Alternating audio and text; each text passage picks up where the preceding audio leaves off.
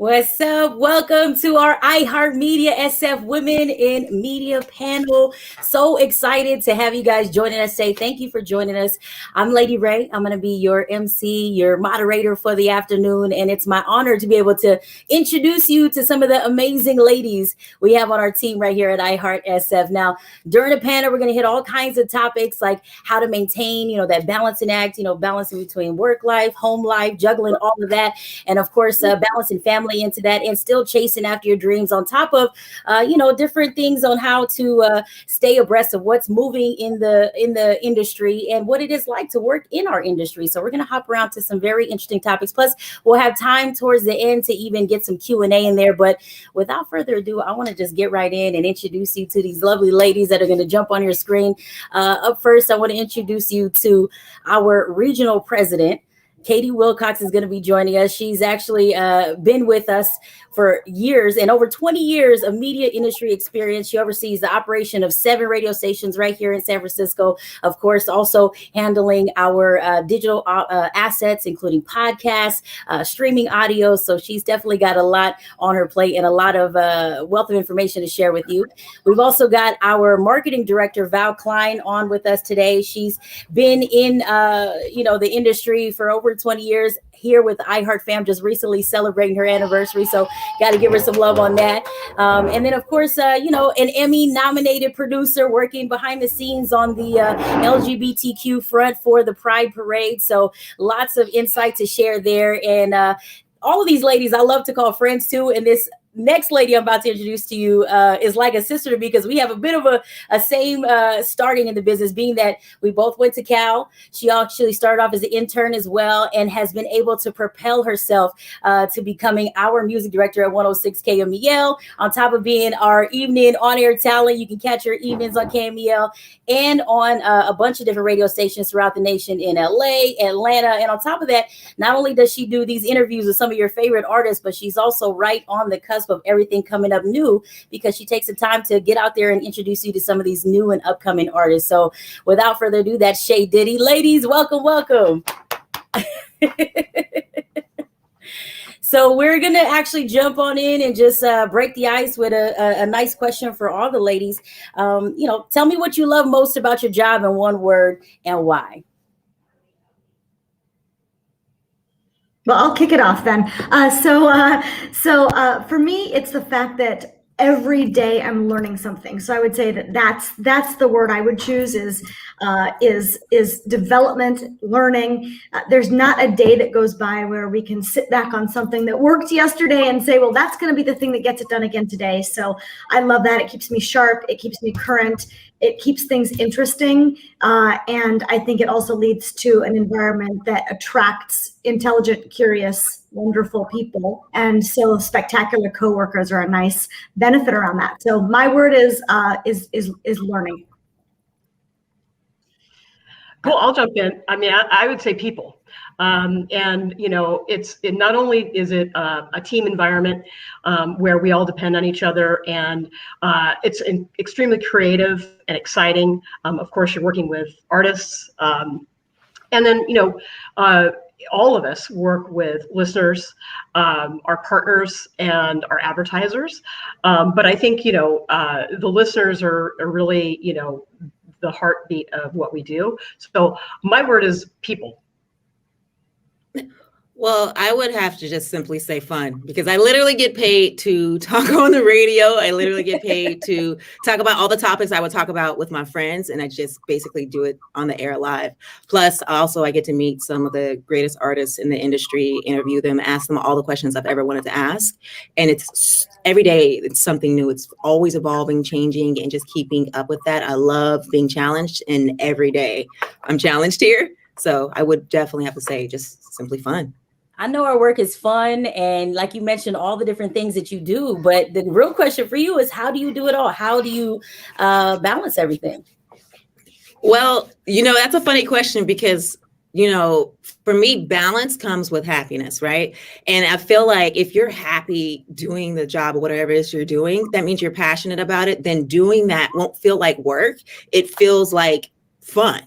And so a prime example is, you know, I'm the music director. A lot of people don't know that, but the way I got there is by basically forcing our APD to teach me how to do this, teach me how to schedule the music, so much so he would go to lunch and I would just take over his desk and be on the software typing away. And so I did it so much and I harassed him so much that I finally like learned it all, was doing it on my own. And I literally was just doing it because I wanted to learn it. And because I was passionate about the industry. I wanted to know everything I could know. And then one day, all of a sudden they're like, hey, Shay, you've been doing this for months. We want you to be the MD. And I'm like, okay. And so I think that if you're passionate about whatever it is that you're going after, you're naturally going to work hard. People will naturally take notice and you will naturally progress. And if it's fun, sometimes you have to tell yourself, hold on, I got to clock off for a second and get that balance back in your life. And we had so many challenges, of course, over, you know, the last year and a half and, you know, just barely coming out of the pandemic right now. This question is to Val. I mean, in your role and all the pivots and shifts that we've seen change, you know, how do you, you know, handle all of that in your role? Yeah, I mean, you know, all of us, you know, we have that in common. All of us have had to make adjustments, sacrifices, and yeah, you know, ask yourself, how am I going to get through the next day? But I think if I had, for me personally, to identify things that really have driven me the last year plus, I would have to say my teammates. I think we, you know, as independent and strong women, we all like to think we can handle it ourselves, but there was no way I could get through the past year without my teammates, and you know how much I relied on them, even just to, you know, a friendly ear. I think drive. I think we all have had to look inside ourselves to figure out how to move forward, and I think that's something that we have learned during the pandemic, but it's definitely something that I'm taking forward just to remind myself. And then finally, you know, we've talked about it, you know, ad nauseum through the pandemic, but adaptation and the ability to quote unquote pivot. But nothing is the same. The rules have changed, and you know, there are several of these things that are going to stay with us. I think have been good things. So those are the three things I think I've relied on, you know, what's been a pretty difficult year in a lot of ways. And you talked about, you know, having that drive and, you know, continuing on and pushing on. And I think that that's something that, you know, women in the workforce, and that's a huge topic that we're touching on right now, is, you know, how that affects us and that gender gap and how we as women take on a lot. And I want to put this question up to Katie. You know, the further you advance in your career, the more apparent the gender gap does become, right? So how do you work through that, being, you know, a female president at a major market, at a major media company? Yeah, you know, I wish I could say that I didn't observe that, but that is the truth. I think we've all seen it in the data and probably experienced it ourselves as we've moved ahead in our careers. And I will give you a real life story on that. So I don't know if any of you read the story in the Washington Post back in Obama's first administration. He had about 1/3 of his cabinet were female, and they observed that they started to become talked over, that their ideas weren't heard as much, that people would appropriate their ideas as their own. And they all connected up and said, how are we going to solve this together? And one of the solutions that came out of it was an idea called amplification. And so essentially, if one of those cabinet members would say something and maybe another cabinet member who was not a female would come in and kind of amplify that idea on their own, that idea might get credited to the second person who said the idea versus the originator of the concept. So started to take a tactic where, let's say Val had a great idea in a meeting, and then maybe somebody else came on top of her and said, hey, that's a great idea, and blah, blah, blah. And then you notice that person would start to get credit for it. Then maybe Shay might come in on the top of it and say, yeah, you know, when Val originally brought up that idea of XYZ, I thought it was really a great one, and here's how I might, modify it or build on it. So what it did was it started to point back to where the ideas had actually come from. So I think that no matter what level you are, that notion of amplification among women and for women is one. The other one I would just say is it is our responsibility, the higher we all develop in our careers to create opportunities for other women to be successful. And behind the scenes and overtly, I've been very aggressive in making sure that we have great places for women and that talent is identified and the talent is cultivated. And Shay, you talked about, sitting down and taking over, Don Parker's computer ostensibly at lunch. But I think it's a really good example you shouldn't then be surprised that you are tapped for that job because you have put in the time, put in the work. And so it's really also acknowledging when you see other women who are doing that work and asking if they need a hand. Is there anything that they can do to help develop them? And then my final thing on that is I've got a woman who is a mentor of mine who some of you may know and was on the research team. And, I helped her navigate a couple of things. And she said, how can I pay you back? And I said, you can pay it forward. I want you to do the same thing with 2 other women. Find a couple other women below you who you can help cultivate and develop and do this with them. So I think there are really actionable things that we all can and should be doing. Call me if you want more ideas. I got a lot of them. Katie, I'm glad you mentioned that word, the M word, mentoring, because I think I know there have been critical points in my career and critical learning moments that I had a mentor that helped me through that process. And that would be some of my advice to anyone in this business is, find the people who are great resources, whose behavior you want to model. Like Shay said, don't be afraid of taking somebody else's job. If you're a good boss, you want people who want your job at some point, and you want that aspirational part of it. And I think being a mentor is a critical part of anybody's career, whether you are seeking a mentor or whether you are becoming a mentor. Exactly. And I wanted to add on to that because Sana was actually a mentor for me when I first started trying to be in radio. She had to talk me off a cliff one day crying in the studio. Is this ever going to happen? And, when you find strong women who are in the same industry, who can literally walk you through every step of the process, it's an amazing thing to have. I personally try to help uplift women coming up in the industry, trying to tell them the tricks and the things that they can do behind the scenes to put them in a position to take these new positions that they may want or whatever role that they're trying to achieve. And so I think I know I've talked to Katie before, I've talked with Val, me and LadyRAY have had multiple conversations. Find your group of people who you can talk to and be honest with, and then get honest feedback, because that feedback is the only way you're going to grow. Can I add one thing on that, which is don't always look for a mentor. It doesn't have to be a woman. You need to, in order for this to all work, you need to find mentors based on what you see in the behaviors and the skills that you want to develop. So just keep your eyes open and ask for it. But I think it's a great topic.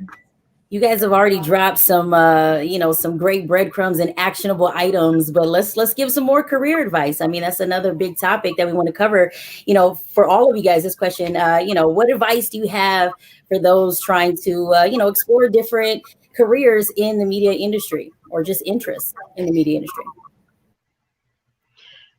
I can start. I think number one, get in the door. I think that once you're inside a company and inside an organization, if you have your eyes and ears open and you're watching behavior and you're in meetings, you're going to absorb so much. And that's just, everybody that I've seen who has been successful in media, whether they're in sales or marketing or on the air, behind the scenes, understanding the dynamics that go on and how quickly it runs, that's invaluable. And they've all, almost everyone has started as an intern and moved their way through into different arenas. So that would be, my biggest one is get yourself in. Don't be so picky in the position that you take that you keep yourself outside the door versus inside. Right. Well, if you're specifically trying to get in media, the only thing I can recommend is, just like Val said, get yourself in the door, but literally be a sponge. Learn everything, every possible job. Never say no, always say yes, because I just feel that hard work, people always notice when someone is working extremely hard, and people want to help propel and excel those who they see working hard. They want you on their team. On a different note, though, if you're trying to get into specifically radio or any type of media, you might want to start by building your brand now. So you can do, say, a podcast or a YouTube channel, Instagram page, and building your following so that when, say, a slot opens up at KMEL, we're looking for the next hot talent coming out of the Bay Area, we might say, hey, LadyRAY, she has these many followers. She's already doing this. Let's try her on KMEL. So these are things that you could do now as practice so that if you want to make that jump to radio or TV or whatever it is, you're already ready. All right. Go ahead, Val. Oh, no, I was just going to say, building a brand, especially on our personalities, you know, it's never too soon to start building that brand. And and you have to act as though people are always watching you, and you got to protect who you're about and what you're about. And that's especially true for on your personalities. And I can't think of anybody better than Shay as an example of somebody who has really worked hard to make sure that she's always projecting herself in the image that she wants to project. Yeah, I don't know that I have much that's new to add. I totally support the get in the door, take the job, say yes, but ask great questions. I think that's a thing. When I see that somebody really is interested in learning and then listens to the answers and then tries to implement some of that advice, you see that that's a person worth investing in because they're actually trying to move it forward. So I think that once you're in the door, then you've got to deliver the goods. You've got to work hard, but really ask really good questions, not because you think it's a good question someone wants to hear, but because you think it's an interesting question you want to know the answer to. Great questions open up really compelling conversations. So everybody's been talking about getting their foot in the door, and we're getting into a space right now where more folks are having more job opportunities and even able to get an interview. So what is something that Val, I'll ask this question to you, that could make an applicant stand out to you? Well, I think it's first and foremost, do your research. I know that in this day and age, blanketing your resume out to lots of different sites seems like a good strategy. The more at bats, the more wins. But I would encourage you to be selective. And if it's a position you're really, truly interested in, take the time to do the research. If you can find out who the hiring manager is, look them up on LinkedIn. Do a little bit of digging. If you know people in media, perhaps I know them too. And so, references and word of mouth are a huge part of who gets through the filter. I think also part of the research is, are you dealing with a company that uses advanced technology before the hiring manager even sees your resume? What are those firewalls that you need to research and find out? Are they looking for keywords? What are some of the other selection processes that don't even have a human being attached to them? So, I think the world is definitely moving in that direction. Most major corporations have adopted that. And I think, follow up. Finally, I think if you do have an interview with somebody, acknowledge the fact that hiring manager has taken time to spend with you and learn about you. And follow up. And even if you make up a question that follows up, or send a thank you note, something that at least says thank you, looking forward to your answer or whatever. Those are just kind of the blocking and tackling, I think, what I would advise anybody these days. Some very good tactics right there. Some basic ones that folks should already be doing, but it's a good reminder. You'd be surprised. You'd be surprised, LadyRAY. And this isn't a knock on anybody, but you'd be surprised at how many people just don't have a cover letter, or right. They literally, I'm not even convinced they even looked at the job title was, given right. what their experience is. So, you don't want to be the person who's wasting somebody's time. I think you always want to put your best foot forward, and it's worth spending a little extra time, especially if it's a job you really want. Exactly. And, talking about putting these applications out there and getting exposure and things like that, let's move to Shay. I mean, you're helping expose a lot of new artists to, the industry. What are you looking for in new artists or new musicians coming out right now? Well, it's funny you say that because there's this misunderstanding that a lot of our listeners have that like we actively look for artists, but you really want us to find you, excuse me. Artists typically will send me their music all the time, begging me to listen to it, but you don't want me to listen to it that way. You want me to find it because people are playing it in the streets. You want me to find it because people are playing it in the clubs. That way I know our audience knows your music. It's hot, it's buzzing, because we could get technical, but there's so many different platforms and different services that we use to analyze and see what people in the Bay Area are listening to, what they like and they don't like. And so I can listen to your music and give you feedback, but that won't mean that it's going to get on the air. And so I'd recommend for any artist who is trying to become the next Drake or the next Nicki Minaj to focus on building your brand once again, focus on building your followers, focus on your actual craft and your sound so that you have that fan base that translates that I can see and find, and they come to you and say, hey, we love this record. We want to put this in. Or, hey, we want you to open up at Summer Jam. Something along those lines. Everybody has to take baby steps. You can't just to the moon it, drop a song and it's a hit record. Very rarely does it happen. You have to take a slow build. Yeah, I think everyone has kind of seen a couple of artists take off overnight, quote unquote, and they just think that's the story and that's how it happens. But it's a lot of hard work behind it, and it's a lot of brand building. It's a lot of, exactly what Val touched on, making sure you're in front of the right people at the right time and your brand is perfected. So I appreciate you, sharing that part of it. But really, that goes into the next topic of like what to expect once you do kind of get into the industry and once you do get that door open for you. Because now it's like, oh, okay, the door is open. The work stops. No. The work keeps going from there. Yeah. So, just to all of you guys, I mean, we've got between the four of us decades upon decades in the industry and some really probably interesting things to share from behind the scenes. Like, what direction do you guys see this industry going in, just in the next couple of years? I'll kick that one off. I think that there's so many answers to that, depending on which direction you're coming at it. If you're talking about the content and the distribution, I think we're already seeing so many additional distribution platforms. People want to access the content where they are and how they want to get to it. So I think this pulling down of entry points, I see one of the questions in the comments is, what do you say when people say radio is dying? And I think that people conflate or they forget that radio as a device that you would change, tune that used to sit on your kitchen counter when you were a kid. That is not what we talk about when we talk about radio. Now we talk about it in terms of the content. That content is available on literally thousands of devices, and that has opened up so many doors. So I think what we'll see in the industry is a continued move towards availability of that content.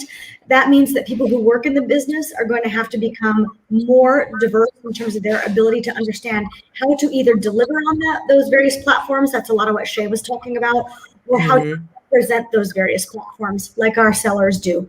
So being a really understanding the technology is going to become more and more important. And then I think in terms of being successful, and I'm going to trigger now to like the sales side of working in the business for the future, I see a future where, because there are so many different platforms and so many different tools available to marketers and advertisers, that becoming an expert in vertical becomes even more important, because you have to really understand how the auto business works, or how the healthcare business works, or how pharmaceutical works, or how consumer packaged goods works, so you can properly bring those assets forward. So I think it's both understanding the various ways we come to market, but then really having an expertise around how you talk in the sales side to clients about it.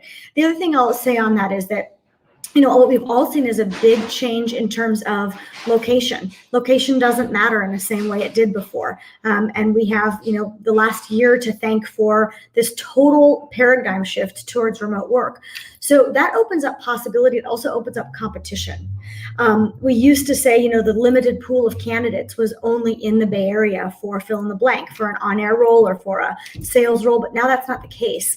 So it forces all of us to just become sharper, right? Because the pool of candidates with whom we are competing for jobs and for the jobs that we have as in addition to the jobs that we want, that changes it all. So I think that it just requires that we all become sharper and that we're investing time in understanding all of these things. So what do I see? I see a world that's probably a little bit more complex with more demands on people. But you know what? You got back your commute time, so you can use it wisely to learn more. I mean, I would say, obviously I agree with all that, but I also think that, specifically when you're talking about radio and the content that we produce at iHeart, you're talking about that companion piece, and you can't buy that on a digital buy. It's why our influencers like Shay and all of our personalities become so critical in finding solutions for our advertisers, and also reaching our audience and compelling our audience and engaging them so they come back and they want to hear Sana's crazy story, or they want to hear Martha Quinn talk about MTV. There's a lot of value in those personal experiences and the one-on-one connection, specifically regarding radio. And for those of you marketers and people interested in advertising, I think that's a critical difference in our medium is, you can buy impressions all day long and you can achieve those impressions. They're everywhere. But, how are you really engaging with the audience, and how are you really compelling that audience to do what you want them to do, whether it's buy a product, listen to your station, go to your event, buy tickets to a concert. So, I think that's always been a part of radio specifically, but I think it becomes even more important. I think we learned a lot about that during the pandemic, and I don't know firsthand, but I know Shay and all the other personalities have shared a lot of stories about how listeners have shared how important listening to the radio and feeling some sense of normalcy during all this chaos. So I think that's a huge part of our business, and in the past and moving forward. No, you're absolutely right. And it's interesting that you guys asked that question, because literally this morning, I woke up and I was like, I'm on so many different markets every day, and I'm always talking about these different topics. How can I make sure that what I'm talking about can go directly to my followers and they can get it instantly, instead of having to find it on Instagram, kind of like a direct message? And so I started a Discord, which basically is like a ginormous group chat that if you want to join, you can join. And every time I'm talking about something, I can send it there. People can literally see it and engage with me in this ginormous group chat, and so that I can build a deeper connection with my followers or with people who are listening, so that they can follow along as we're talking about it on air. And so for me, I think as a jock, my job for the future is just finding out new ways and better ways to better connect with our audience, which is authentically as well, because different cities, different things are going on. You know what I mean? And so this past year has been crazy, from the pandemic to BLM. And there's just so many different topics, different things going on that affect people personally, that a lot of people did turn to us for some normalcy, but also for some insight on how we were feeling. Because we felt it too.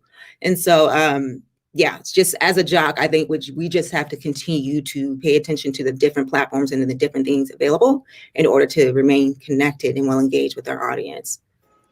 Can I add one thing on that too? I think we'd be remiss not to talk about the future without actually hitting directly on podcasting. We've kind of talked around it, and most of us have hit on it in some way, but that is such a gigantic change just in terms of people's engagement with audio as a whole. When we talk about the industry, the question is, what do we see for the industry? The question is, how do you define the industry? I define the industry as audio and companionship, as Val hit on.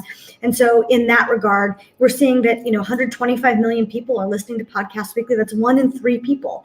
And so there's a big shift that's happened faster than the migration of, desktop to mobile, which is this demand and desire for podcasting. And one thing that Bob Pittman says, which I think is a great point, is that the time that people used to have as downtime where they would just close the world out and not do anything. That's almost gone now. At this point, somebody's got, something in their ear, right? They're listening. That is their downtime now. So what we're seeing is not just a shifting of are people listening, but an expansion of the overall consumption of audio. And that just creates, it's an audio renaissance. And in that regard, I'm very optimistic about where all of this goes. iHeart in particular being so well positioned in that front.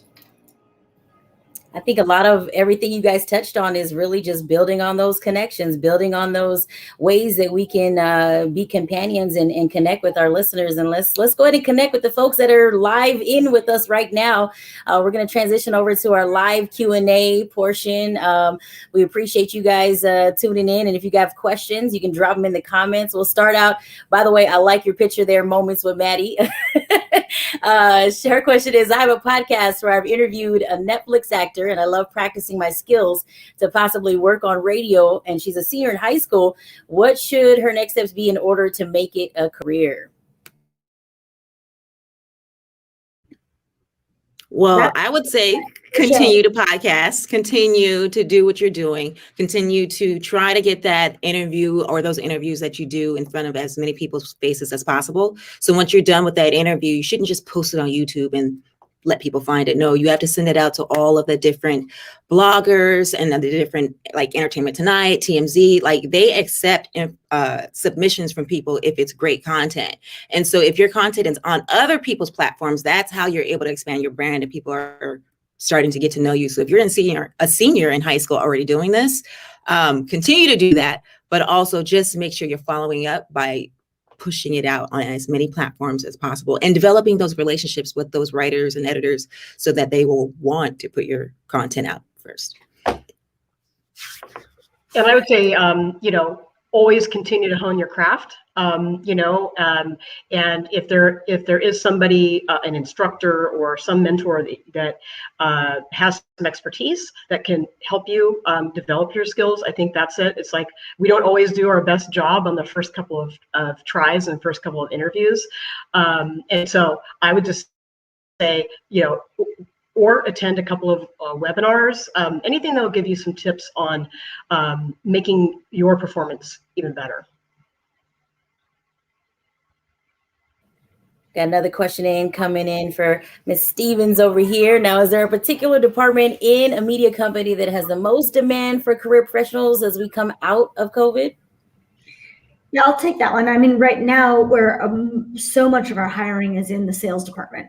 And that is because as we come out of COVID, we need to, ramp up our revenue in order to unlock the expense that comes with the investments around other places. So that's where we're seeing probably the most demand right now. And that's not just in San Francisco, and it's not just iHeart. I'm seeing it across the board. There's a ton of demand there. We'll also see roles in Val's department and activations as we start to return to the former levels of kind of out in the field engagement with our listeners, and we have to execute that somehow. So those are the promotions roles and the activations roles, and so forth.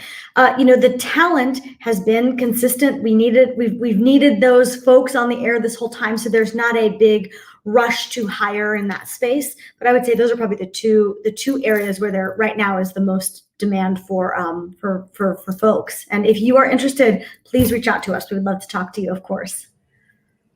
Nice. Of course, you can see those job postings at iHeartMediaCareers.com. We'll have more information on that towards the end. But we got a question coming in for Hannah Joy. Sometimes I can feel intimidated speaking up. How can I grow my confidence in a professional setting? And I think all of us can attest to that, maybe once or twice during our growth in our careers. I'll let you go first, Katie. Yeah, can you take that one? Yeah, I would say the best way to do it is to have an informed perspective. You want to be confident about what you're speaking up about. So if you feel that you have got some confidence around the topic, then you kind of have to take that shield off and let it come out. There's nobody who hasn't said anything at one point that maybe we think we could have said better or we would have said differently, but the point was that we spoke up. The other piece too is I would say, and this may sound counterintuitive, but push yourself to be in the front row. Push yourself to be in a space where the conversation feels less like a group setting and more like a one-on-one conversation. People are much more at ease speaking up in a one-on-one conversation. So to the extent that you can pull yourself kind of from the back of the room and push yourself to the front, it starts to feel less like a group setting and more like a one-on-one conversation. I think those are a couple of the actionable pieces of advice I would give. I don't know, Val, Shay, any ads? I mean, yeah. Oh, go ahead, Shay. Sorry. No, go ahead, Val. Go ahead. I think it's also coming back to that, the trusted advisor or a mentor or a coworker or somebody that, maybe you don't say anything in the meeting, but maybe you can pull that person aside that was in the meeting and say, hey, I have a couple of questions. I didn't understand some of the terminology or, and I think it's partly just gaining confidence about your industry, right? We all have a lot of experience doing what we do. And some of it's second nature now. It always hasn't been that way. It's not always been that way. And so, I think it's okay to balance that, and you don't have to blurt out every question on your mind, but I think you have to seek out those people who are trusted advisors that you can, whisper in their ear and just say, I didn't understand that. And that'll make you more confident because you'll learn as you're exposed to this new information. Absolutely. And just from the talent side of it, because, being on the air, it can sometimes be intimidating because you're bantering back and forth sometimes with other people. One thing I was thankful I took in school was a speech class because it really did teach me how to hit points quickly and get my point across, but then also how to actually gain confidence when speaking on whatever topic it is. I don't know if you guys actually know this, but I actually really was shy when I first got here, and KMEL kind of forced me to come out my shell. So I think the more you do it, the more practice, the easier it becomes for you to find your voice and to speak up in these rooms that may be intimidating. But for me, the key was practice. Practice makes perfect, right? That's that age-old saying. It definitely makes sense. Hannah also has another question. How can I approach someone who I'd like to be mentored by? I will hit on this one. The ask for someone to ask to be a mentor, it's a flattering request. So I think of it on the terms of the receiving end. It's something that the person you're approaching is probably going to be, proud that you've asked them that question. You've asked them to help you. And then the other piece too is I would say, you're going to lay the groundwork on that before you're going to walk right up to somebody and ask to be mentored. So it is, planting the little seeds, and whether it is to Val's point, walking up to somebody after a meeting and having, or proverbially walking up, given our new work world, to somebody after the meeting and asking them some questions or bringing up some points or thoughts that you had, or sending a follow-up message or a text or a chat or anything on LinkedIn, whatever your channel is in. Those are probably some things you want for somebody to decide to commit the time to mentor somebody else. What I look for in somebody I'm going to commit that time to is that they actually will listen to the advice that is given and actually be committed to making actionable improvements and change. Shay hit on that in I think the very first question. And also that they are simply willing to put the time in to do the work, and that they've got some of those raw skills to do it. So those are some of the things I look for. But I think that the approach, by the time you've done the approach, you're asking for something you probably are pretty clear on the fact that they're going to be willing to give you anyhow. Yeah, and be clear about kind of what you're looking for, from that mentor. And we've kind of talked about a couple of ways you could utilize a mentor in helping you. But I think being a mentor means you do commit the time and you do meet with that person, and whether those are formal meetings or after the meetings, whether it's at an event and somebody just happens to come up and you start building those relationships. I think being a mentor and being asked to be a mentor is absolutely a compliment. but it's a team approach where we have to be clear about what you're looking for and how I can help you as a mentor. Absolutely. And just to add on to that, I've never been asked to be a mentor, but found out I was a mentor and was completely shocked by it. But I say that to say, because I feel that if you really want someone to mentor you, then you, like Katie said, you should be developing that relationship with them one way or another, whether it's reaching out via LinkedIn, whether it's going out to their events, developing a personal relationship with someone, and then being able to have conversations. Naturally, that person will become your mentor. My boss, Don Parker, has no idea he's my mentor, but he is. And he's been that for years because he's always guided me. He's always had his doors open to me for any questions or any issues that I've had. Katie has been a mentor for me as well, because there's been some humps in the road where I was just like, and Katie was like, I got your back. And so, if you're developing these relationships with people where they know you, their door is going to be open for you because they see the hard work you put in. Therefore, they're willing to invest in you as well. Yeah, I mean, I completely agree. Shay, I think that, part of being a manager and a leader is to have your door open and you're leading by example. And whether it's as simple as making sure you return your emails or, have the integrity to do what you say you're going to do, and to be thoughtful and thorough about managing the people who you manage, and also the relationships within the company itself. I think that, that's something that a good leader does. And you're right, it kind of happens by osmosis in some cases, that if you're leading by example, you don't even know that someone's watching you. But, that's my other piece of advice. You always got to work like somebody's watching you, right? And whether you're entry level or whether you have 20 plus years experience, there's always somebody who's judging your performance and notices your thoughtfulness, your hard work, your empathy, and all of those things. I think you guys definitely shared the interesting piece of mentee and mentorship relationship, because we actually got to see the moment where Katie was like, whoa, I've been your mentor this whole time. Because it happens like that sometimes. You work with amazing people, and whether you have the conversation or not, or they know or not, they definitely touch your life and touch your career in different ways. So it's dope to have those mentorship relationships where you actually have the conversation, and the ones that just organically kind of grow. We got a question coming in from Christy. What's up, Christy? We see you. How important is social media to the various jobs in this industry, from on air to being a region president? Do you check their social media before you hire them? We're not allowed to do that. Yeah, everybody can see your social, so make sure you put your best foot forward.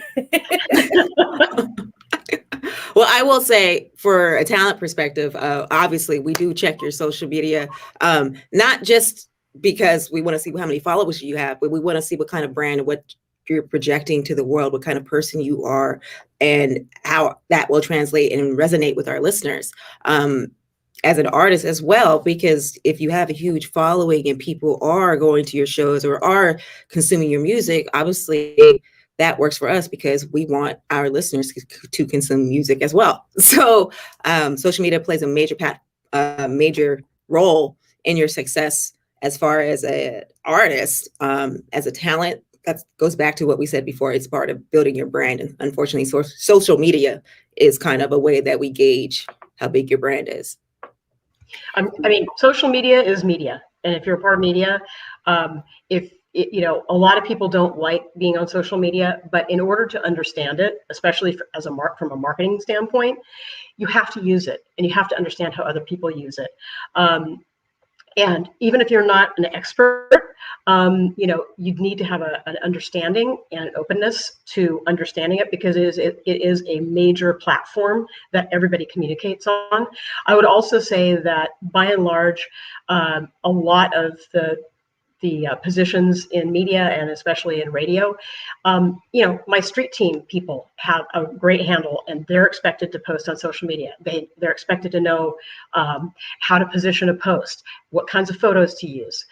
Is this a good video? So I would say you definitely have to have a grasp, and in order to have a grasp, you need to use it and get familiar with it.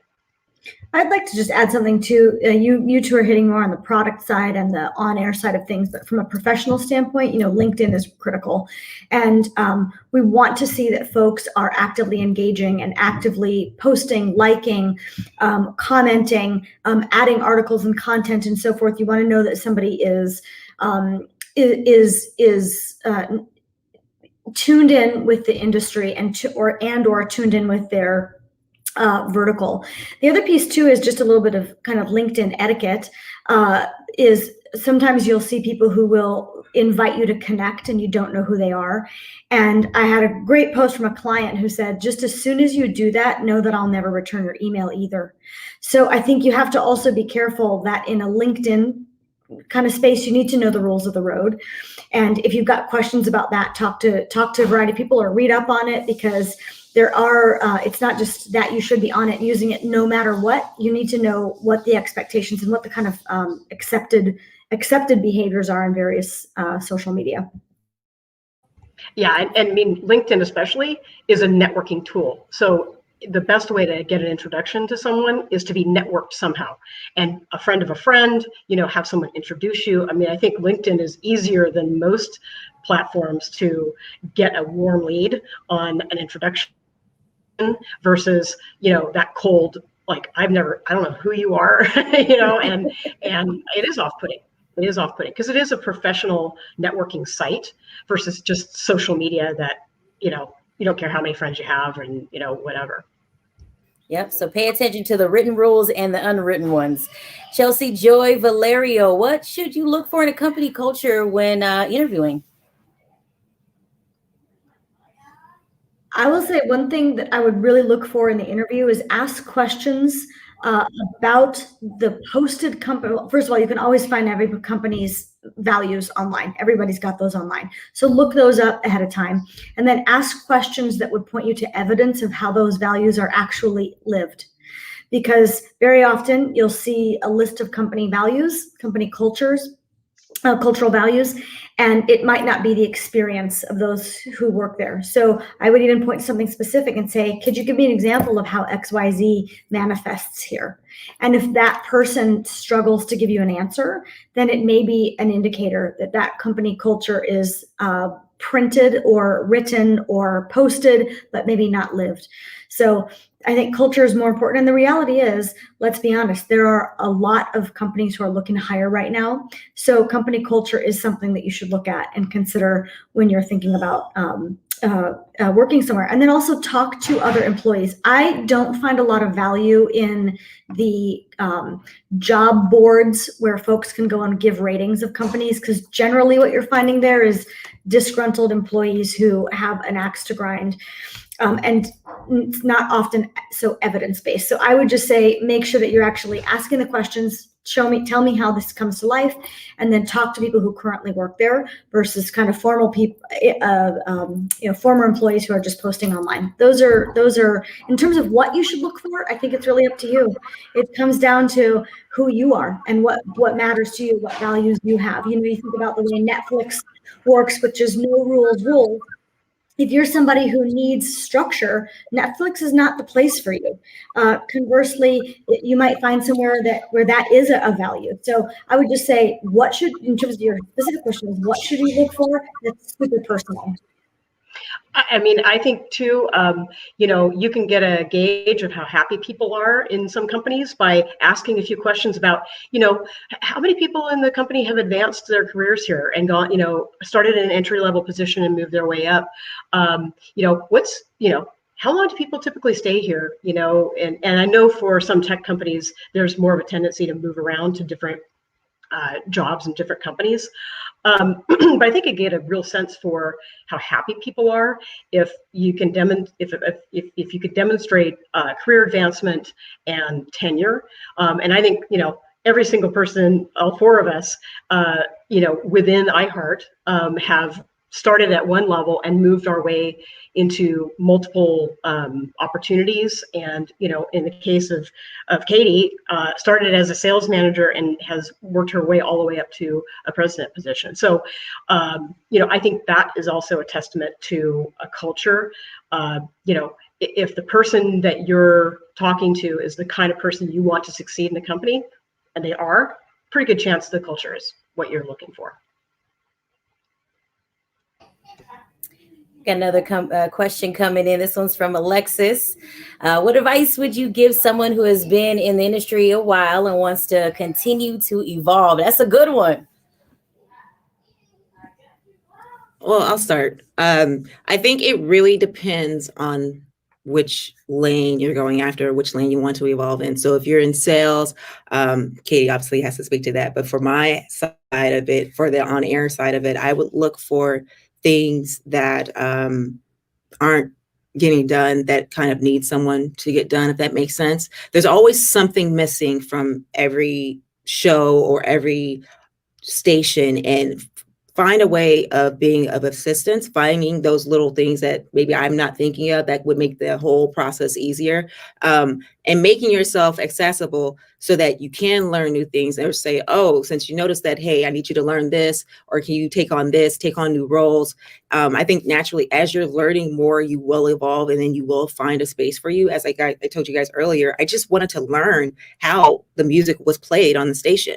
And then all of a sudden I'm the music director. So that was a position I never even thought was possible, but it came to me because I was constantly just trying to absorb and learn everything. I think it comes down to what Katie was talking about is, learning, and, again, being in the room, asking good questions and being curious, and not being afraid to take something on, even if you're not really sure how to do it. You'll figure it out. And it's okay to raise your hand and say, I'm stuck, right? And I think that's part of how we all evolve, is trying new things and not being afraid to stumble every once in a while. I would say if you've been in the business for a while and you're really looking to evolve, it's partly about acting like you're brand new. So it's saying, what's that thing that I can be known for now? I know what I've been known for up till this point, but how do I set my sights on that next spot, that next hurdle? And, even in my role, I am acutely aware of the fact that I've got to bring new value to the company on a regular basis. And I'm always trying to figure out, what's my next win? What's the next thing my name is attached to that will actually show value? Not just what's my name attached to because I sent an email. What's my name attached to because I, showed up, in social media somewhere, but what's my name attached to in terms of an accomplishment? And so if you've been here for a while, if you've been here for a long time and you're senior, if you've been in the business for not that long, it's what's that next thing that I get to claim as the accomplishment that I brought to the table. And it goes to what Shay was saying, which is what's not been done before, or what's the next win? What's the next category? Those kinds of things can make a big difference. Nice. Okay. We got one coming from Josie. This one's a fun one right here, because like I said, between the four of us, we've got some years of experiences and fun things. So what is one of your favorite radio memories? I know it's hard to probably pick one, but I'm sure you got some good ones to share. Can we stop the recording? I know. There's so many. I know. Meeting Boy George. I have so many follow-up questions, but we're just gonna keep it pushing. I know, that's a whole other one. I will say being able to go watch Beyonce perform Super Bowl halftime show with the staff here, that was just an amazing experience for me.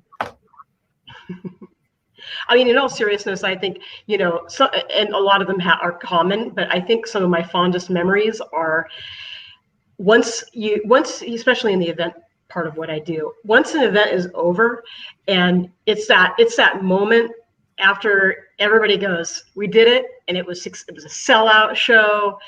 It was absolute, people were off the hook. There's nothing more exhilarating than feeling that group sense of accomplishment. and also having your coworkers witness what you do and all the hard work goes into it. So a lot of my memories are around that culmination of a lot of work, and it really paid off. So, and there's a lot of that in this business because we do go at a very furious pace with as many stations as we ever see and as many things as we have going on. So there's a lot of moments to celebrate. And that's another thing I love about this business is that we have fun people who love to work hard and love to succeed. And when it's all said and done, I think that's the biggest high from this business.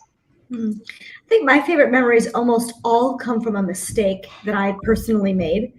And those are the ones that I remember the most and the ones that you work hard to overcome. And it goes back to how do you grow. So I can remember as a newer seller, and this is so small, but at the time it seemed so gigantic. I had a client at a coffee company called Seattle's Best Company. And I asked him if he wanted to meet me at Starbucks. And it's just little things like that where you're like, wow, that was so stupid. And I didn't realize until I said it. But then you tell the story, you actually can say, okay, how can I become a phoenix from the flames with this client where I clearly didn't get off on the right foot. So now I've got to work doubly hard. And that client actually became one of my biggest clients at the time. So I just think and I have so many examples like that. A hilarious email I sent one time about dress code that Val actually archived because it was so funny. And then I learned about what just with a couple people who were like, I might have done that differently. So I think that those are my favorite memories because they're the ones where you shed one version of yourself and you get to blossom into the next version of yourself. And it happens so often here. Yeah, I never heard the term peeping undergarments until Katie's email to the salespeople. Stop recording. Thank you. Because apparently there were too many people who had peeping undergarments. We had a lot of that. Oh my goodness, Katie, did you have any memories? Because Shay and Val both mentioned like an artist, but do you have any with an artist or a celebrity that folks might know? I do one. It's a similar story though. It was Sarah Mclaughlin. And she was like releasing a new album, and I was talking about the album. I'm like, "This is beautiful. Who did the artwork?" She's like, "I did." Thanks for those moments where you stumbled over yourself. That's probably one of them. Shay, were you gonna jump in? Look like you were getting ready to share something before we.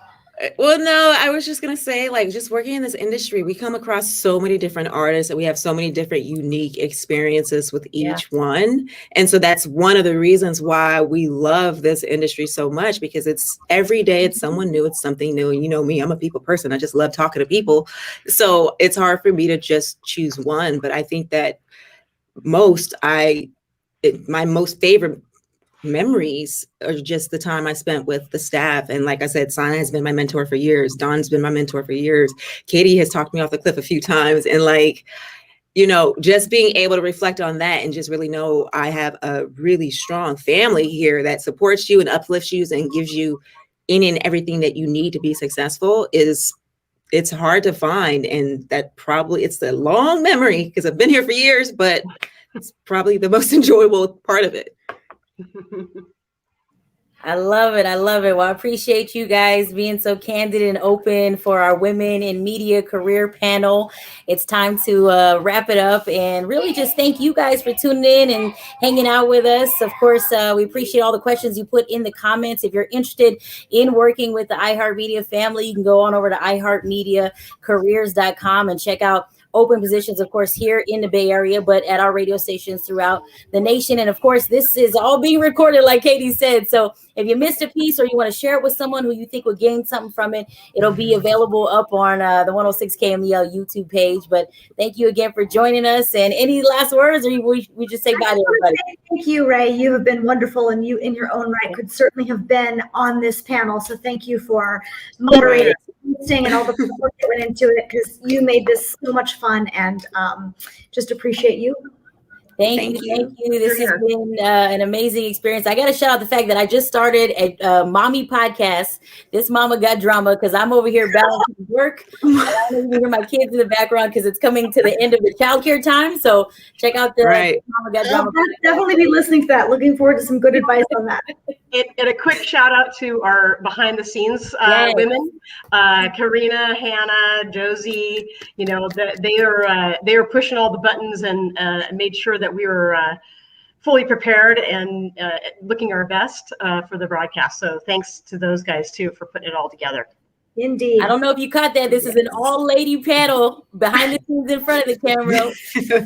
Thank you for joining us. That's how we do it. Right.